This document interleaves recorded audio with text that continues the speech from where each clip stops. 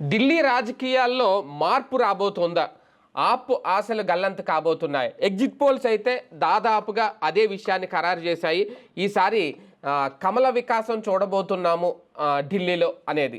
అంటే 60.44% పోలింగ్ నమోదు కావడం ఒక రకంగా కలిసి వచ్చే అంశమేనా? ఈసారి మా గట్టిగానే దృష్టి పెట్టింది. గతంలో కూడా అలాగే చేసింది. బాబు గారు వెళ్ళారు, ఇక్కడ ప్రచారం చేశారు, ఇవన్నీ చేశారు. కమలం పార్టీకి ఎంతవరకు కలిసి వచ్చే అవకాశాలు కనిపిస్తున్నాయి? నిజంగా ఎగ్జిట్ పోల్స్ ఒక్కొక్కసారి ఎగ్జాక్ట్ పోల్స్ కాదు అనేది కూడా, కానీ ఇప్పుడు చూస్తే మొత్తం వేవ్ అంతా ఏదో 1-2 సర్వేలు అనుకుంటా బీజేపీకి వ్యతిరేకంగా, మిగిలినన్ని మాత్రం ఆల్మోస్ట్ పాజిటివ్గానే ఉన్నాయి. ఇదే అంశం మీద చర్చించే ప్రయత్నం చేద్దాం. సరే, ఎలా చూడాలి? 60.44% అంటే పోలింగ్ పెరిగినప్పుడు ఒక్కొక్కసారి అధికార పక్షానికి థ్రెట్ అనేది కూడా వినిపిస్తూ ఉంటుంది. ఇప్పుడు ఢిల్లీలో ఆ తరహా ఏమన్నా చూడొచ్చా? రెగ్యులర్ ఫినామినా ఏంటంటే ఎక్కువ ఓటింగ్ వచ్చినప్పుడు అధికార పక్షం ఓడిపోతుందని. అవును అవును. కానీ దానికి భిన్నమైన వాతావరణాలు అనేకంగా అనిపించినాయి. లైక్ ఉత్తరప్రదేశ్ దాంట్లో పోలింగ్ పెరిగింది, బీజేపీ గెలిచింది మళ్ళీ. అదే సందర్భంలో మొన్న మహారాష్ట్రలో పోలింగ్ బాగా పెరిగింది, బీజేపీ గెలిచింది మళ్ళీ. గుజరాత్లో భారీగా పోలింగ్ పెరిగింది, మళ్ళీ గెలిచింది బీజేపీ.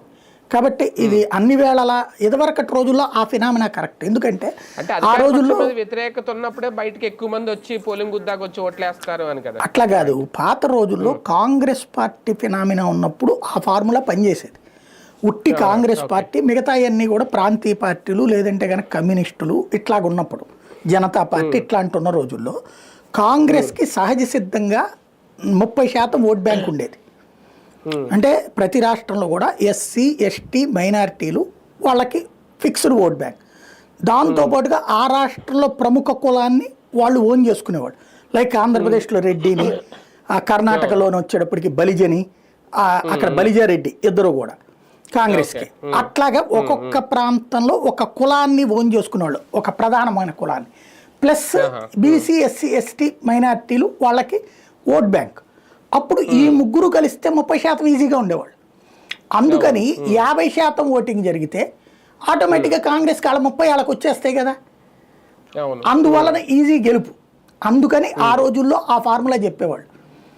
అప్పుడు 60 దాటినప్పుడు కాంగ్రెస్ పార్టీ ఓటమి పాలైన సందర్భాలు ఉండేది. ఎందుకంటే అవతల పక్కన వాళ్ళకి మిగతా 30, అంటే ఇప్పుడు 30 వరకు వచ్చేటప్పటికి ఫిక్స్ అయిపోయేది కదా. అక్కడ 60 దాకా క్లియర్ అనమాట. అక్కడ అంటే కాంగ్రెస్ సొంత ఓట్లలో ఒక 5% పోయినా 50% ఓట్లే వచ్చినాయి అనుకోండి, గ్యారంటీ కాంగ్రెస్ విన్. ఎందుకు? 30లో 5% పోయినా 25 వాళ్ళే ఉంటారు.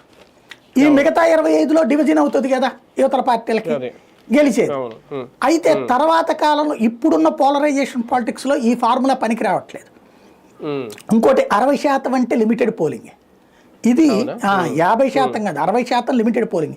70 దాటినప్పుడు సీరియస్ పోలింగ్ అంటారు. అంటే ఇది నిర్లిప్తత, నిర్లక్ష్యం కిందకే వస్తుంది. ఇట్లాంటి దశలో సహజంగా గ్యారంటీ చెప్పలేం.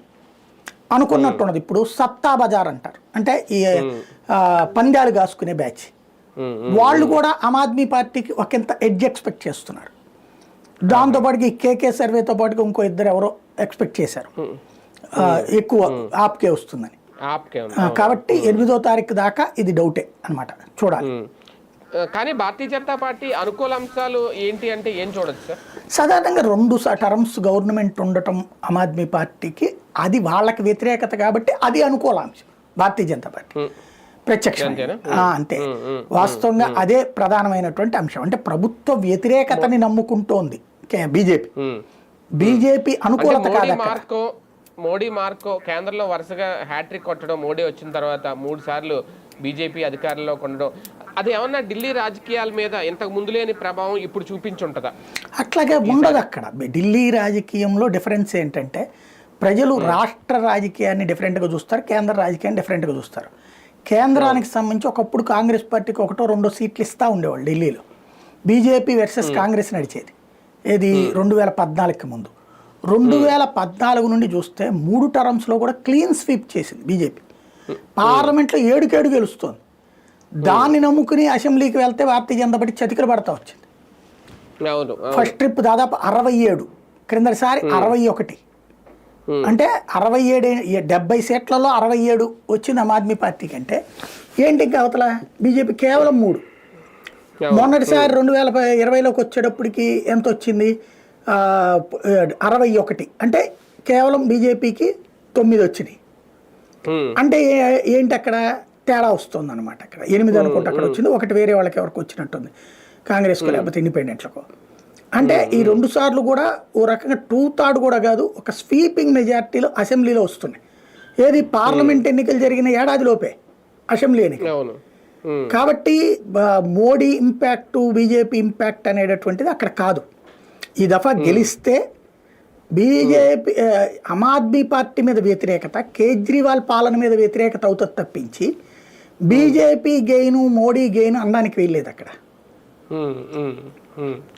కానీ ఈ ఎగ్జిట్ పోల్స్ చూస్తే సార్ అంటే పెద్దగా భారీ డిఫరెన్సెస్ ఏమీ కనిపించట్లేదు. ఒక్క పీపుల్స్ పల్స్ అనుకుంటా 51 నుంచి 60 అని చెప్పారు.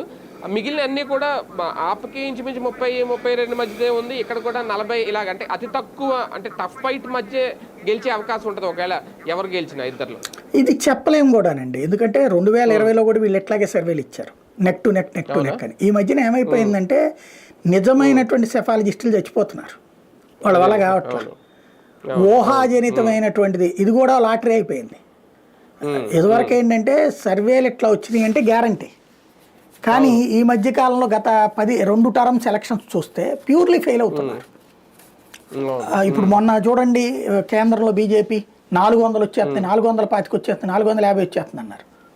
సీన్ కట్ చేస్తే అసలు కంటే కూడా కొసరు ఎక్కువైపోయింది. వీటిని నమ్ముకుని పాపం మునిగింది అక్కడ బీజేపీ. ఆ సర్వేలు నమ్ముకుని ఎవరికాడు నేను వెళ్ళకపోతే ఏమైంది, మోడీ 400 సీట్లు కొడతాడులే అనుకుని అందరు ఇళ్లలో కూర్చున్నారు, కొట్టేసింది అక్కడ. అట్లాగా ఇక్కడ ఈ సర్వేలు ఒక రకంగా కొత్త ప్రభావాన్ని చూపెడుతున్నాయి, రివర్స్ ప్రభావాన్ని. ఈ సర్వేల కారణంగా సర్వేల అంచనాలు కూడా సార్, అంటే వీళ్ళ ఇప్పుడు కేజ్రీవాల్ జైలుకి వెళ్ళడం, లేదంటే లెక్కర్ స్కామ్, వీటి ఆధారం కూడా వీళ్ళ అంచనాలు వేసేస్తారా గ్రౌండ్లోకి వెళ్లకుండా? అందుకేమన్నా తగ్గించారనుకోవచ్చా? అట్లేం కాదు, జనము ఇప్పుడు చాలా తెలివి మీరిపోయారు. ఈ సర్వేలు చేసే సంస్థలు అడిగిన దానికి సమాధానాలు చెప్పట్లేదు వాళ్ళు, లేదా వాడు ఏ పేపరో ఏ ఛానల్ తరపునో లేకపోతే ఆ సంస్థ పేరేంటో తెలుసుకుని వాడి ఇంటెన్షన్ ఏంటో కనిపెట్టేసి దానికి అనుగుణంగానే ఓట్లు వేస్తున్నామని చెప్తున్నారు. ఇది నెంబర్ 1. నెంబర్ 2 వచ్చేటప్పటికి ఈ సర్వే వాళ్ళు నిదానంగా కాస్ట్లీ అయిపోయారు. ఇదివరకటి రోజుల్లో ఒక సర్వే అంటే, ఇప్పుడు నేను 2004 సంవత్సరంలో సర్వే చేసినప్పుడు మొత్తం మీద కలిపితే 10,000 20,000 మొత్తం, ఏది 5 జిల్లాలు సర్వే చేశాను నేను. ఒక్కొక్క నియోజకవర్గానికి 1000 మంది సర్వే చేయించాను నేను. ఒక్కొక్క నియోజకవర్గానికి 1000 మంది, అన్ని వర్గాలు కలిపి 1000 శాంపిల్స్ చొప్పున బీసీ, ఎస్సీ, ఎస్టీ, మైనార్టీ, వ్యాపారస్తులు, పారిశ్రామికవేత్తలు, ఇట్లాగా అందరిది కలిపి ఒక 1000 మందితే సర్వే అనేటటువంటిది ఆ రోజుల్లో కాలేజీ స్టూడెంట్స్తో చేయించాను నేను, 2004లో కానీ 2009లో కానీ. ఆ 2 సార్లు కూడా నాకు అయిన ఖర్చు అంతే. ఆ తర్వాత నేను జెమినీలోకి వచ్చిన తర్వాత చేయించినటువంటి సర్వేలు కానీ, ప్రైమ్ 9లో కానీ, ఏపీ 24 ఉన్నప్పుడు ఏపీ 24లో చేయించలేదు సర్వే, అప్పటికి ఎలక్షన్ ముందు యువతలకు వచ్చాను కాబట్టి. ప్రైమ్ 9లో వచ్చేటప్పుడు కూడా చేయించా. అయితే అక్కడ ఏంటి, నా సిబ్బందితో చేయించా. అక్కడ మనం సిబ్బంది యొక్క నైపుణ్యం మీద ఆధారపడి ఉంటుంది. అప్పుడు మ్యాక్సిమం కరెక్టే గెస్ చేయగలిగాం మేము, దగ్గరగానే సాధించగలిగాం ఈ 3 సార్లు కూడా. 2 అయితే ఇప్పుడు అట్లాగుందా అంటే మిగతా సర్వే సంస్థలు కంప్లీట్ డిఫరెంట్ పిక్చర్ ఇచ్చినాయి. నేను నా సర్వే లెక్కలకి వాటికి ఆ టైంలో ఆఫీస్లో చర్చ కూడా అనమాట, వాళ్ళందరూ అట్లా చెప్తుంటే నీకేమో నీ సర్వే ఎట్లా వస్తుంది అనేటట్టు అట్లా ఉంటాయి. ఇప్పుడు అట్లాగా సర్వే సంస్థలు ఇప్పుడు ఏం చేస్తున్నాయి, ఒక శాంపుల్కి 100-200 రూపాయలు అంట. అంటే 200 రూపాయలు తీసుకొచ్చి నన్ను అడుగుతాడు, తీసుకుని నేనేదో చెప్తా, నా మాటకి క్లియర్ అనుకుంటే ఎట్లాగా. అక్కడ ఏంటి, ఇప్పుడు ఫర్ ఎగ్జాంపుల్ మీకు ఇంకేం అక్కర్లేదండి, రోడ్డు మీదకి పోండి, ఊరికనే కార్లు వేసుకుని గీర్లు వేసుకుని తిరుగుతాయా ఏమయ్యా ఇట్రా అని కాకుండా సరదాగా సైకిలో బండో వేసుకుని పోండి, టీ స్టాల్ దగ్గర ఉంచండి, కాసేపు టీ తాగండి, సమోసా తినండి, వాళ్ళు ఏం మాట్లాడుకుంటున్నారు వినండి, మీరేం మాట్లాడదు, జోక్యం చేసుకోవద్దు. అట్లాగే కూరగాయలు అమ్మే చోటకు పోండి, అక్కడ ఏం మాట్లాడుకుంటున్నారో చూడండి. టిఫిన్ చేసే చోట పోండి, ఏది హోటళ్లలో రెస్టారెంట్లో కాదు, టిఫిన్ బళ్ళు ఉంటాయి కదా ఆడికి పోండి, అక్కడ తింటూ వాళ్ళు ఏం మాట్లాడుకుంటున్నారు వినండి. ఖర్చుల గురించి ఏం మాట్లాడుకుంటున్నారు, అలాగే ప్రభుత్వం గురించి ఏం మాట్లాడుకుంటున్నారు, ఏదన్నా లేటెస్ట్గా ప్రభుత్వం చేసినటువంటి ఏదైనా పథకం గురించి మాట్లాడుకుంటున్నారా లేదా, ఇవన్నీ అబ్జర్వ్ చేయండి, మీకు ఆటోమేటిక్గా పిక్చర్ అర్థమైపోతుంది. ఇప్పుడు జగన్కి వ్యతిరేకత ఈ కోణంలో ఉంది, వాళ్ళు ఈ ప్రచారం వలన ఇరుక్కుపోతున్నాడు జగన్ అనేది మనం ఎన్నిసార్లు మాట్లాడుకున్నాం డిబేట్లో. ఎందుకని మనకి ముందే అవగాహన వచ్చేసింది. ఎందుకు పొద్దున్నే నేను వచ్చేది ప్రతి చోట కూడా లేబర్తో ఇంటరాక్ట్ అవుతా ఉంటా. వాళ్ళు మాట్లాడేది నేను వెళ్ళి వాళ్ళతో అడగను, మాట్లాడను, వింటుంటా వాళ్ళ మాటలు. అది టీ బండి దగ్గర చూస్తాను, హోటళ్ళ దగ్గర చూస్తాను, టిఫిన్ బండి దగ్గర చూస్తాను. కాబట్టి వాళ్ళు మాట్లాడుకుంటున్న దాంట్లో ఒక పిక్చర్ అర్థమైపోతుంది. ప్రభుత్వానికి అనుకూలంగా ఉన్నారా, వ్యతిరేకంగా ఉన్నారా, పెరుగుతున్నదా, తగ్గుతోందా అనేటటువంటిది. ఇలాంటి ఒక ఇన్డెప్త్ థింకింగ్ ఇవాళ ఈ ప్లాట్ఫారాల్లో లేదు. వీళ్ళు ఎంతసేపటికి ఓ 10 మందిని అడిగాం.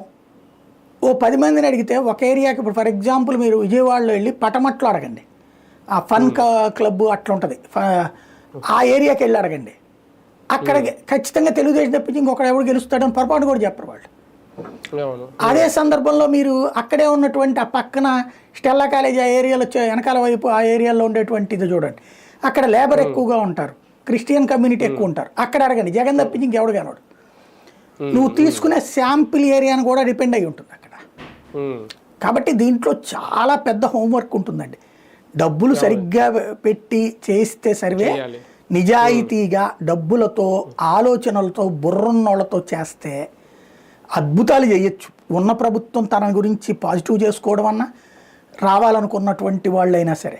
కాకపోతే ఇవాళ అట్లాంటిది కాకుండా ఏ ప్రశాంత్ కిషోర్ని అడుగుదామా, రాబిన్ శర్మని అడుగుదామా, రిషిని అడుగుదామా అనేటటువంటి రూట్లో నలవడం వల్ల వాళ్ళకేం 100 కోట్లు పోస్తున్నాడు. మనకు 100 కోట్లు ఇవ్వమని నేను చెప్తా, ఎప్పుడు ఏం పెరిగిందా ఎప్పుడు తగ్గిందా అన్నటువంటిది. అట్లాగే ఢిల్లీలోనైనా సరే సంస్థల దగ్గర ఆ ల్యాప్సెస్ కనబడుతుంది. కానీ కొన్ని సందర్భాల్లో సార్, ఫర్ ఎగ్జాంపుల్ తెలంగాణ తీసుకుంటే ఈసారి కనుక గెలిస్తే హ్యాట్రిక్ కొట్టేస్తారు కేసీఆర్ అనుకున్న టైంలో అక్కడ కూడా ఎగ్జిట్ పోల్స్ ముందే చెప్పినాయి కాంగ్రెస్కి అవకాశం ఉంది అనేది ఎక్కువ శాతం. కానీ వాళ్ళు దాన్ని ఖండించారనుకోండి, తర్వాత అదే జరిగింది.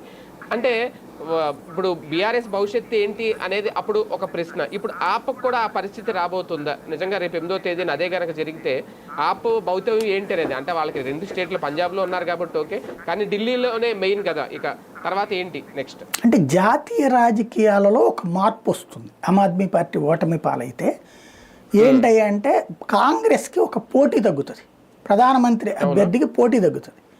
రెండవది ఏంటయ్యా అంటే తటస్థ ప్రధాని అభ్యర్థి మిస్ అయినట్టు ఐఎన్డీఏ కూటమికి.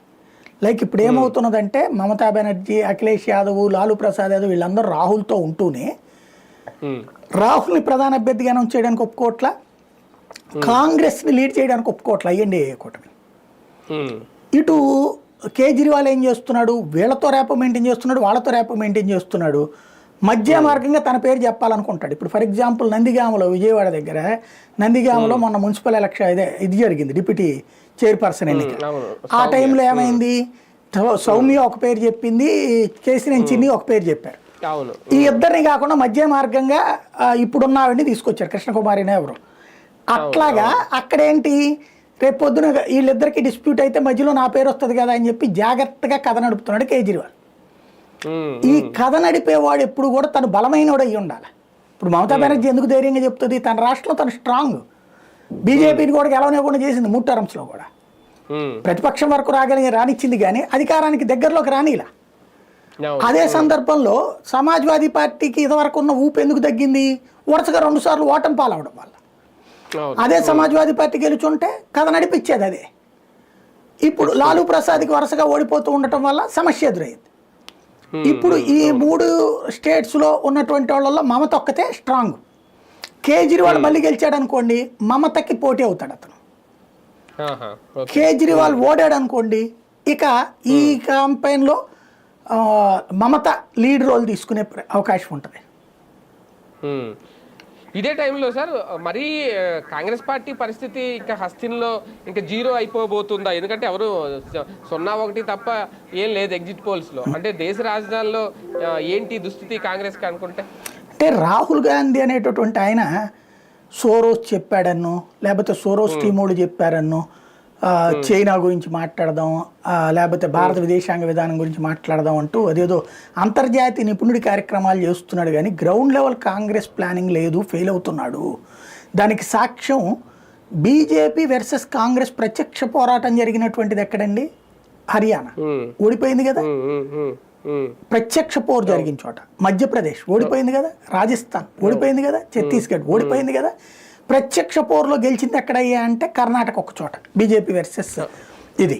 అప్పుడు ఏమనుకున్నది కాంగ్రెస్, అయిపోయింది మన టైం వచ్చేసింది అనుకుంది హిమాచల్ ప్రదేశ్. అది అదే ఇప్పుడు లీడ్ అక్కడ దెబ్బతింటా వచ్చింది. ఇప్పుడు ఆంధ్రప్రదేశ్లో అసలు మళ్ళీ పుంజుకుంటుందా, ఏమన్నా ఆలోచన ఉందా దానికి? నువ్వేం చేయాలి, ఫస్ట్ పోయిన చోట ఎత్తుకోవాలి. భారతీయ జనతా పార్టీ ఏం చేసింది, తను జీరోగా ఉన్నటువంటి ఒక్కొక్క రాష్ట్రంలో ముందు పొత్తుల్ని పెట్టుకుంది, అక్కడ తగ్గింది, వంచుకుంది మెడకాయ, జాగ్రత్తగా ముందుకెళ్ళింది, నిదానంగా బలం పెంచుకుంది, ఆ తర్వాత బేరాలు పెంచింది, ఆ తర్వాత ఆ మిత్రపక్షాల కంటే తనకు ఎక్కువ సీట్లు కావాలంది, ఆ తర్వాత నిదానంగా మిత్రపక్షాలు తన మీద డిపెండ్ అయ్యేలా చేసుకుంది. ఇది దశల వారీగా చేసుకున్నటువంటిది. అంటే జీరో నుంచి వాళ్ళు ముందుకు వచ్చారు. తేడా వచ్చినటువంటి ఆంధ్ర లాంటి చోట్ల కూడా ఎక్కడ నిక్కాలో ఎక్కడ తమ కంట్రోల్లోకి తెచ్చుకున్నారు కదా. ఇప్పుడు అదే కాంగ్రెస్ పార్టీ ఏమైంది, ఎవరి దగ్గరికి పోవాలా? ఇప్పుడు మమతా బెనర్జీ మాజీ కాంగ్రెస్సే, శరద్ పవారు మాజీ కాంగ్రెస్సే, జగన్మోహన్ రెడ్డి మాజీ కాంగ్రెస్సే. ఇట్లాగా చూస్తే అందరూ మాజీ కాంగ్రెస్ వాళ్ళే ప్రాంతీయ పార్టీల నాయకులు అయిపోయారు. ఇంక ఇప్పుడు కాంగ్రెస్ పార్టీ దాన్ని ఏం చేయాలి, వాళ్ళందరినీ విలీనం చేసుకోవాలి. వాళ్ళు ఎవడన్నా రావడానికి సిద్ధంగా ఉన్నాడా? లేదు. పోని వాళ్ళని కాదని పార్టీ బలోపేతం చేయగలుగుతుందా అంటే గ్రౌండ్ లెవెల్ ఎఫర్ట్ పెట్టాలి. కాంగ్రెస్ వలన లబ్ధి పొందినటువంటి వాళ్ళు ఆంధ్ర తెలంగాణలో ఉమ్మడిగా ఉన్నటువంటి సందర్భంలో అనేక మంది ఇప్పుడు అయితే తెలుగుదేశం లేకపోతే వైసీపీ, వాళ్ళందరూ ఇప్పుడు కాంగ్రెస్కి వెళ్తారా, మళ్ళీ డబ్బులు ఖర్చు పెట్టడానికి రెడీ అవుతారా? ఇవాళ డబ్బులు ఖర్చు పెట్టకపోతే జనాలు తిరగడానికి కూడా సీన్ లేదు. షర్మిల పాపం అందుకే కదా ఇంట్లో కూర్చుంది. కాబట్టి ఈ పరిస్థితిని కరెక్ట్గా మెయింటైన్ చేయడం చేత కాకుండా మేమే గెలిచేస్తామంటే, ఇప్పుడు రాహుల్ గాంధీ ఏకైక లక్ష్యం ఏంటంటే మీడియా, సోషల్ మీడియా లేదా మేధావుల ద్వారా ప్రభుత్వ వ్యతిరేకతను సృష్టించి ఆ వ్యతిరేకత కారణంగా తను లబ్ధి పొందాలనుకుంటున్నాడు అంతే. అంతేగాని కాంగ్రెస్ని సంస్థాగత నిర్మాణం ద్వారా డెవలప్ చేయాలనుకోవట్లేదు. అదే అతని అంతే కదా. దానివల్ల ఇంకా నష్టపోయింది అది, కొన్ని చోట్ల సీట్లు వదులుకోవాల్సి వచ్చింది అది. అదే కదా. రైట్, చూద్దాం. మొత్తానికి దేశ రాజధానిలో దాదాపు ఒక 27 ఏళ్ల తర్వాత మళ్ళీ కమల వికాసం పుంజుకోబోతుందా? రేపు 8వ తేదీన ఎవరి భౌతవ్యం ఏంటి అది అనేది తేలిపోద్ది. అలాగే ఆప్ హ్యాట్రిక్ కలలు కంది, కానీ ఆ కళలు కళలుగా మారతాయి అనేది ఎగ్జిట్ పోల్స్ చెబుతున్న జోస్యం. మరి ఎంతవరకు ఇది కరెక్ట్ అవుతుంది అనేది 8వ తేదీ వరకు వేచి చూద్దాం.